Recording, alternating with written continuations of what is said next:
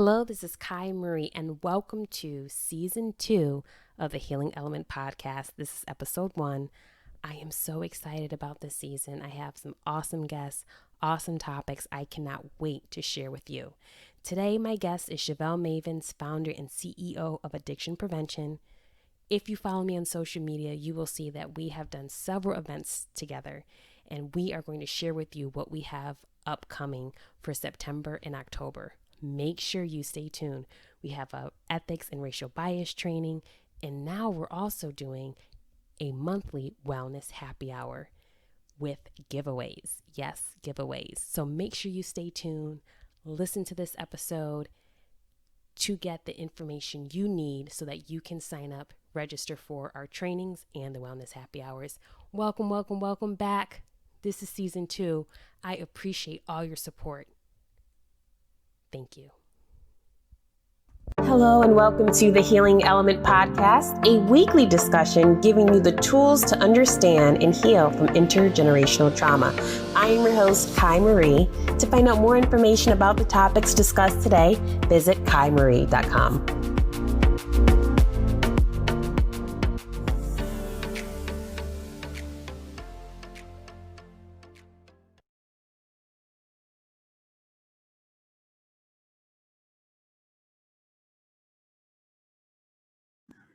Hi, this is Kai Marie, and welcome to the Healing Element Podcast. This is Season 2. This is a welcome back episode. So much to share with you today for our first episode of Season 2. I have a very special guest with me today, Shevel Mavins. Before I introduce her, I want to tell you a little bit about what you can expect in this episode. I'm going to be sharing with you, not just me, but my guest Shevel. We're going to be sharing with you different trainings and online workshops that we will have going on for the rest of 2020.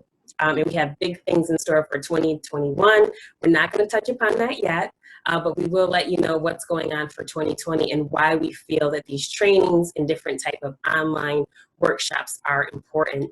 There's a lot going on right now in our society, so we all need a place where we can educate ourselves and also practice our personal self-care. So with that being said, I want to welcome Shevel to the podcast. She was actually on the podcast before.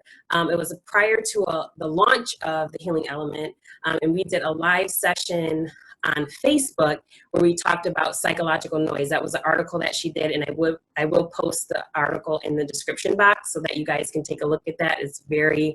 It's relevant now. We did that episode, I think it was back in, it was the early part of this year, I think. I think it was maybe March. Maybe March that we did. In February or beginning of March. Okay, I think it was pre-COVID. It was. It was pre-COVID that we did that. So, so I will definitely post that so you guys can check it out. With that being said, Shevel Mavins, welcome again to the podcast.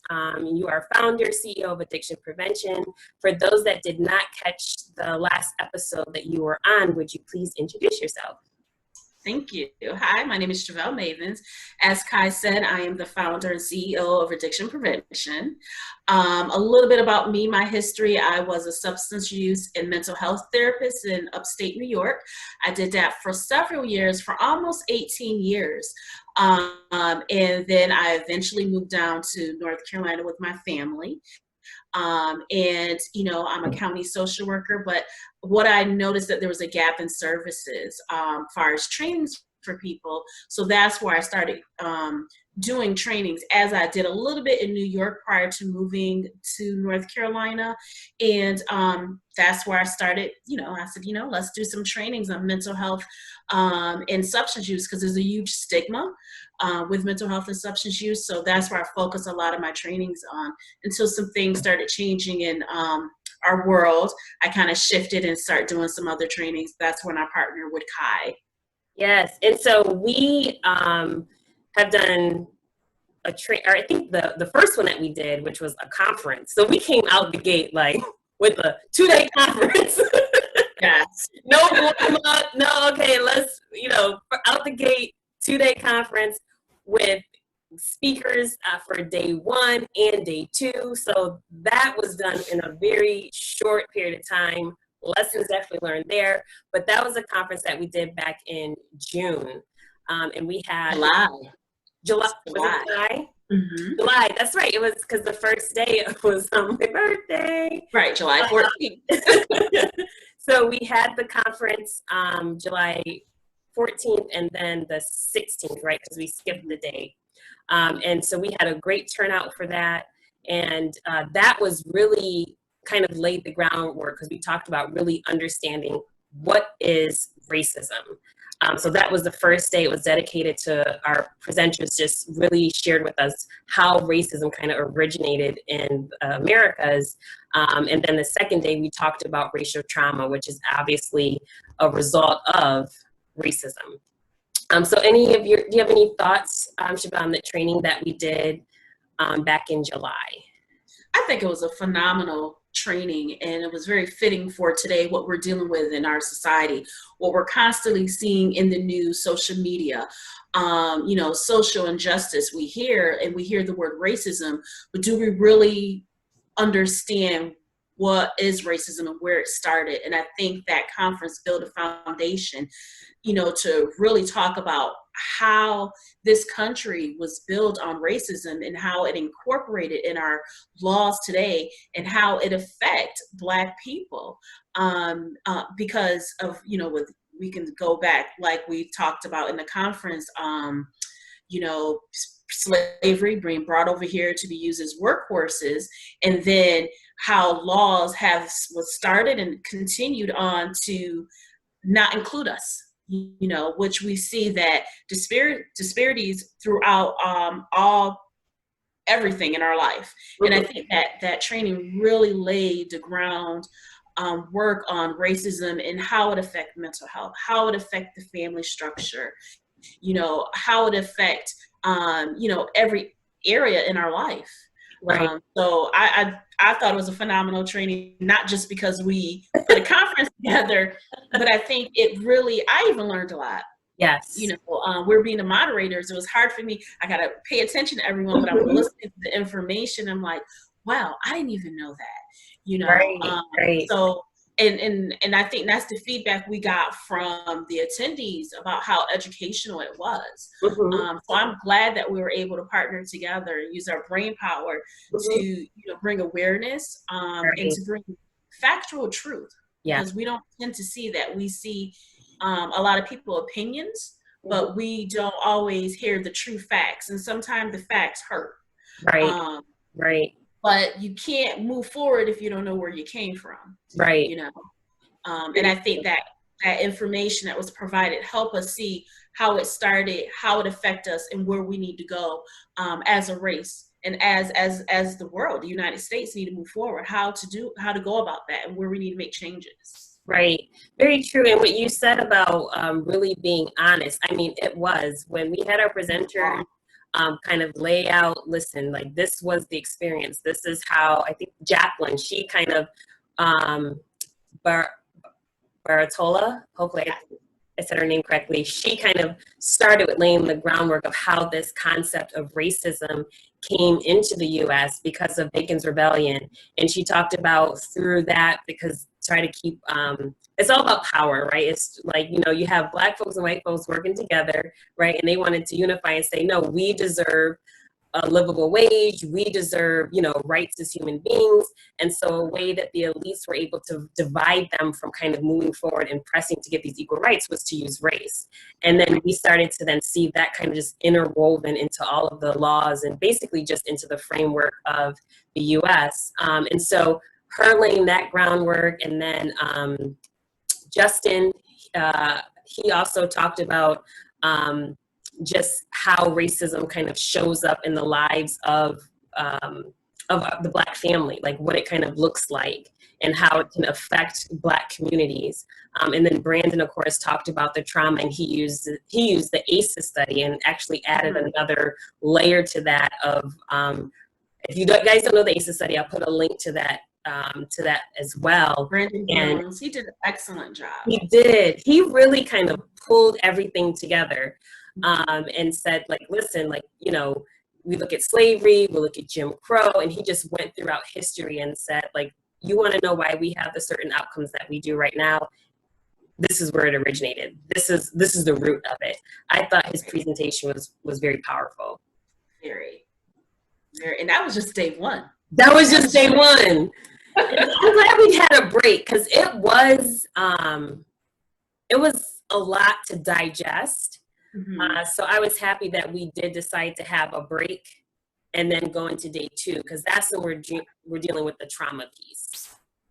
Right, right. But I loved how, the flow for day one, to look at where it started and what it has done. Mm-hmm. And, me being in different arenas with different committees, and you hear that they want to do studies on, we're going to study why so many Black people are dying from COVID. We want to study why the test scores is slow. We want to, they're like, stop. Right. You can do all the studies. It's not going to change the foundation, Mm-hmm. of what we learned in day one. We Right. know how it started and how it continues to be perpetuated in our society, in Right. our laws, in other areas of our life. So we know this. Let's move forward and look at how that has caused trauma and ongoing trauma, everyday trauma, Mm-hmm. that affect us all. It Right. affects us when we don't even realize we're being affected by it. And that was day two. Yes. And it talked about, let's look at the trauma that it caused people in their lives. Mm-hmm. And that really brought it home. And for so many people that attended the conference, as you said, they walked away like, I didn't even know that, like the history part or how racism even impacts a community. So that was very powerful. So if you're kind of listening to this like, man, I wish that I signed up for it, I attended, don't worry, because we have another training that's coming up. Now, although it's not a 2-day conference, because we were like, that was a lot, especially with multiple speakers. But if you are interested, we do have another training coming up. It's on September 30th, and it's our ethics and racial, what is it? Ethics and racial bias. I keep wanting to say racial trauma. I think on another interview, I called it racial trauma, racial bias. And so we're going to be talking about this kind of from a lens of like counselors or people that are kind of in that field. So Shevel and I, we've had many conversations offline about racism, and just kind of how do we begin to help people really understand, again, what racism is, because we got to keep harping on this until people start to really understand what racism is and how it impacts their lives and how it can show up in a professional setting. So Shevel, when we kind of broached this topic, what are your thoughts on doing this training and why you felt it was necessary? Well, with the ethics and racial bias training, one of the reasons is, being a therapist, I was on the other side. I work with, different therapists, with variety of people, variety of patients, and I saw racism affect people, the outcome of treatment. And it goes back to not harp on our 2-day training, but if you see how racism started, and when I say started, 1619, when we look at when slaves came here, we move on, even when we go to 1776. I mean, I can go year by year when, the United States was formed and look at, were we equal? No, we were not, because if we're equal, we wouldn't have, the Jim Crow, and then the segregation laws, and then you look at civil rights, how white people, because we're not talking about Black people, how the majority was white people, how they were raised and taught this is the way the world is, right? And that's how we keep perpetuating these laws and perpetuating the stereotype, because they're, in essence, they were taught this is how it is, and okay, this is how it is. This is how you were raised. No one ever questioned how you were taught. This is how the world is. And then you go on to college and you have your own personal ethical principles and views in your life. You were taught by your parents, your caregivers, your grandmother, whomever. You have your professional ethics, when you want to become a social worker, when you become, a psychologist, a psychiatrist. How do that clash? And if it clash, how does that affect the client, right? So that's what this training is about. How does your own personal ethics and professional ethics, do they align? And if they're not in line, who's checking you?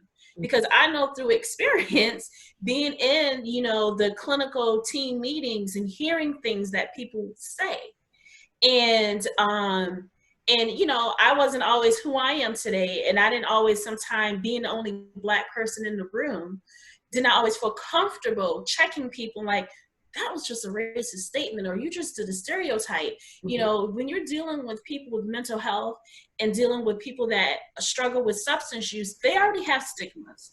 Right. Then you're going to make this assumption because that person is Hispanic, or you're going to make that assumption because that person is Black, or you're going to make that assumption because that person is gay, So I was behind those scenes hearing that. So my thing is, if you're comfortable in a clinical team meeting with a medical director, with a nurse, and other professionals making these statements, what are you saying behind closed doors in group rooms? What are you seeing in those individual sessions? How is that affecting your client, counselor relationship? How is that affecting the outcome of treatment? Can that person be vulnerable to you to open up if you've already shared some of your unethical, I will say, because your own personal racist views or stereotypes on that person? So I think that is so important, because a lot of people, some people know what they're saying and what they're doing. And there are some people who make statements who really don't know that what they're saying is hurtful and harmful. And I want you to be able to not only do a self-assessment, but also feel comfortable enough to check your coworker when you hear this in staffing, when you hear someone say something, because if you're not part of the solution, you're part of the problem. If you're complicit in what they're doing, you're just as bad as if you're doing it yourself. So that's what this, for me, what this workshop at the end of this month is about. And we got approved for international social worker CEUs. So if you look for ethics, you get 3 hours of CEUs for ethics. Right. As in addition to getting this wealth of information, you also will get the continuing education credits. And to Shevel's point, as far as counselors and people that are in that profession getting this training about your ethics and keeping that, there's a certain code of conduct that you must uphold in that space. And if you have some of these biases or racism, how is that going to impact your ability to carry out your job duties? And so the other part to that, which I will be talking about, is understanding racism. So the fact that Shevel lays it out as far as understanding the importance of ethics, and you as in that type of clinical setting, what you need to do to uphold those standards. And if you do have those biases, how that can impact you carrying out your job duties.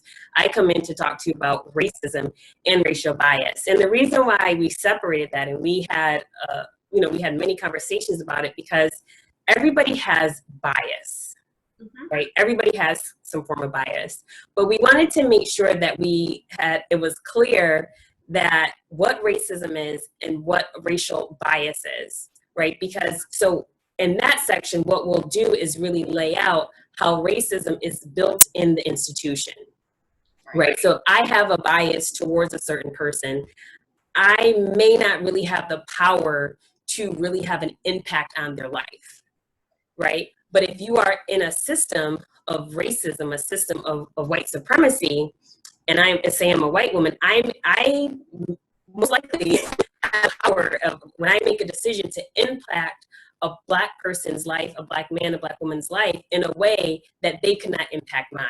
So what we want to show you is that racism is really a power dynamic. Does everybody have biases? Yes. But what happens when kind of like the foundation of the society that you're in is built on racism, right? So if you have a racial bias, that's something that will carry a lot more weight and have much more impact on people classified as non-white because of the society in which you live.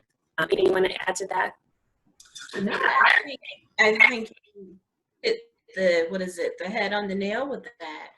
And a part of it, I will give real life experience, what I've seen, what I've heard. And that affects the therapeutic process for the person who actually come there to get help. Right. And I do believe that everyone get into the field of counseling because you want to help. Mhm. And I'm hoping that you want to help everybody, not a selective individual or a selective group. Right. And by laying the foundation of your ethical responsibilities as a therapist, Mhm. and looking at your biases, we want to create an environment that you can sit back and look and take a self-evaluation, Mhm. and then take that same self-evaluation and maybe give it to your colleague who didn't do this training, Right. Right. and to, because you got to start somewhere, you know what I Right. mean? To try to make a change in your work environment, Right. um, and I will use real life experience for what I experienced, what I saw, what I heard, Mhm. um, and um, and try to make changes in my work environment when I felt comfortable enough. You Mhm. have to be comfortable. But it's like I said, if I became complicit, I'm just as big as the problem. Right. So hopefully, this workshop will help people look at that. Yeah, I think so. And I think because it's not coming at it from a lens of kind of pointing the finger at anybody. It's just like, listen, maybe you didn't realize it. Again, we're going to talk about implicit bias. So we're going to kind of dive into that and explain what that means. But this training lets you know kind of like um, what implicit bias means, what racism is, how it shows up. And so now like, okay, this is how it's showing up right now with how I'm engaging with the person.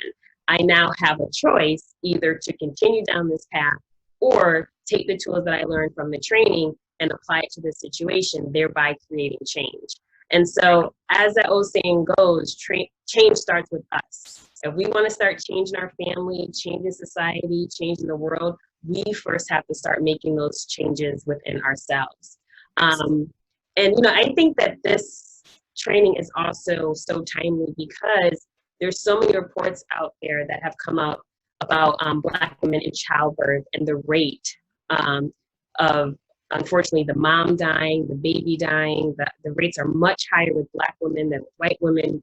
Looking at it comparatively, and it doesn't matter what class, or it's not a class issue, right? And so we're also going to express or share those type of reports again to say like why this conversation is important, because racism doesn't like just happen in education or just happen in sports or just happen in entertainment. It happens throughout our society. So we'll go into the different different parts of our society to explain this is where it shows up and this is what it looks like. Right. So the other thing that we're going to talk about is becoming culturally competent. So we're not just going to throw all these issues out there and not say, okay, this is what you're going to need to do. So we're also about becoming culturally competent. And then it's about you making that decision to make a change. And we'll give you some methods that you can begin to use so that you can start making changes in your place of work. Anything that you want to add to the culturally competent? No, I think we hit everything that we're looking to achieve at the training at the end of this month. Cool. So guys, make sure you sign up. We're going to be doing case studies. So that way, that should be interesting, where you get to actually hear a case, and we'll ask you how would you respond. This is all going to be polling, so no one's going to be singled out. And just ask you how to respond, and then we'll have a conversation about it. So this is a complete learning environment. So that's the training we have for September. The other thing we have in September is the Wellness Happy Hour. So this is something new that we started. Our first one was last month, where we did the happy hour. So now we have one for this month. It's on September 24th. So this is going to air on the 23rd. So make sure you guys sign up for the one on the 24th. And we're going to be talking about self-care, the importance of self-care during COVID-19. Mhm. Anything you want to add to that, Shevel, about our new wellness, our monthly wellness happy hours? I actually enjoy it. I mean, I think, it just gives you an opportunity to take a step back and like even check in with yourself to see how you're doing. Last month, our topic was healing the inner child. Yeah. And this is not heavy. We did not do any heavy stuff. But it's just taking a moment to look at, some areas we all need to work on in our life. And, some of it do come from our childhood, and having that opportunity to work on some stuff at an adult. And not just, and working on your inner childhood is not always bad, because sometimes being an adult where we're always responsible. I love when I have a t-shirt that says I'm not adulting today. But I need But I think, also looking at our childhood, how we had that playfulness, you know what I mean? To have fun, be carefree. Sometimes we so busy with our responsibilities, we forget to have fun. And I think, so like I said, it wasn't deep work, because we're not doing therapy, we're not replacing a therapist. Right. But it's just to look at some issues that are affecting everybody. And COVID, it is affecting everybody.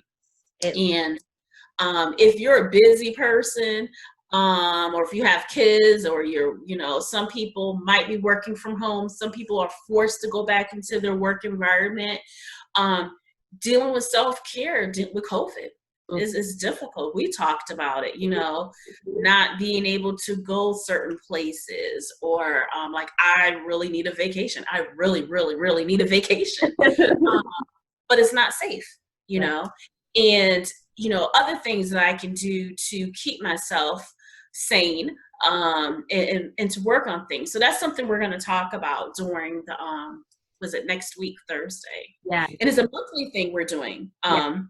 And it's different topics each month. And sometimes we'll have giveaways. Like this month, we're going to have a giveaway. So you guys will make sure you show up for sign up, so that you can find out about all the neat things that we have going on.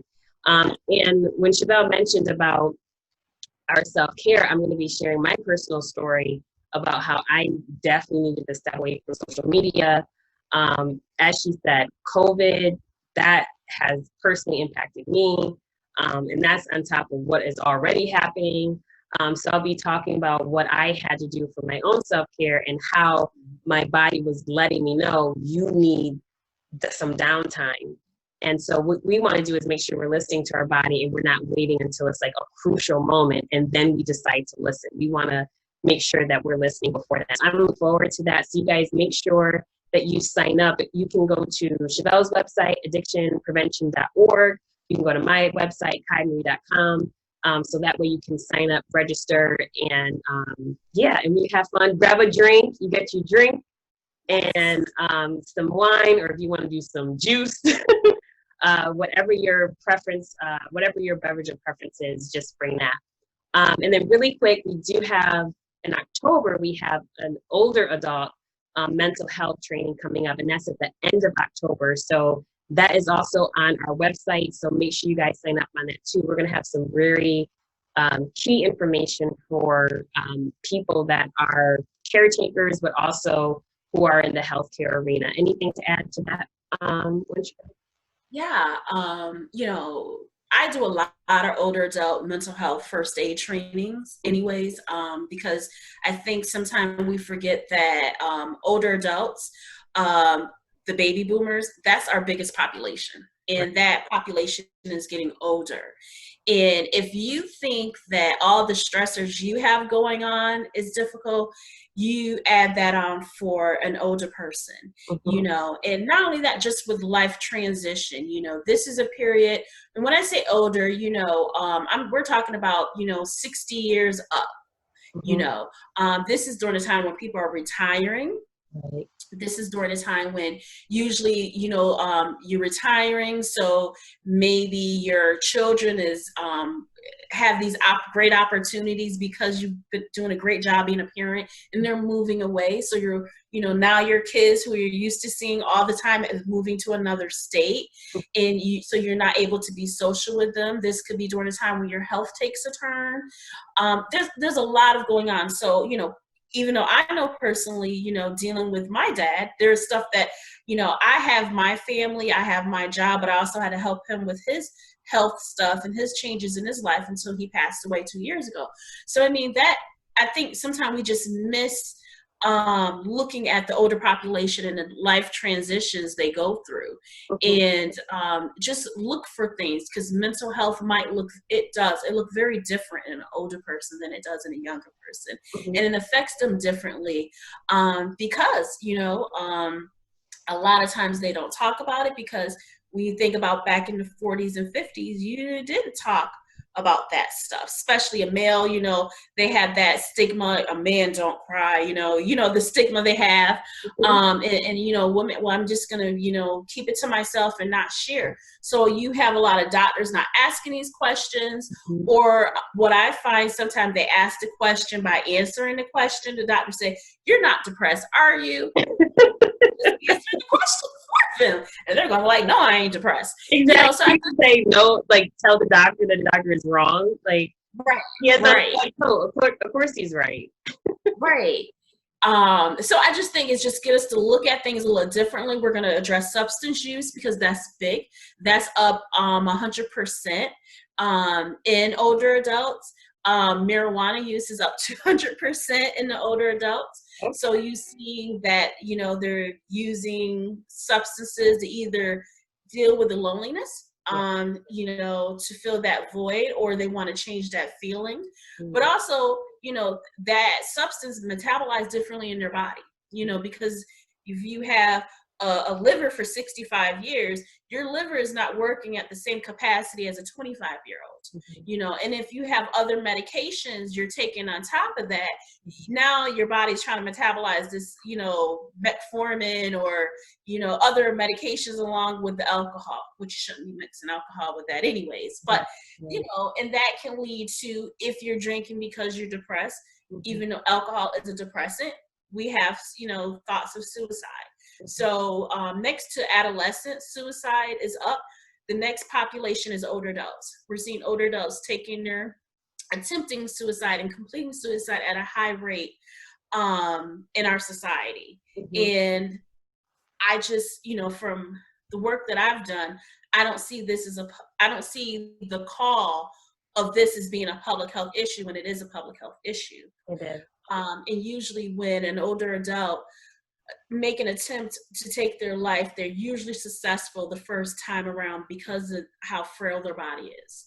So we're going to address that, but also look at, for what you're doing is the holistic part of this. A lot of times, I believe in pharmaceutical medication, but I don't always believe that's the first thing we should try. We should try something natural.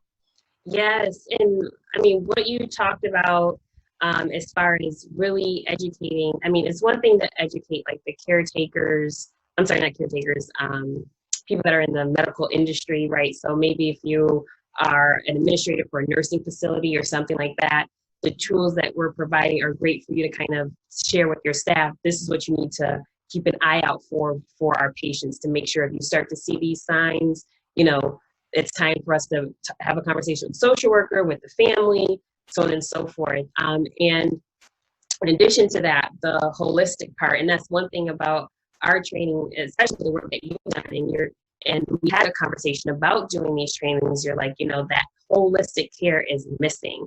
And so that's the piece that I'll bring into it, is what it means to take care of the body, soul, and spirit. And again, when we're looking at yoga, meditation, maybe using aromatherapy and all that stuff, a lot of times we don't really see that focus on the older adult population, right? So we're really going to bring that in to see what are ways that we can start to calm the body, relax the body, what are things that hospitals can do, nursing facilities can do, senior living, like residential homes, what can they do to kind of create that environment? Because a lot of what we want to do is preventative care. If we can kind of come in before things kind of escalate, that's the goal.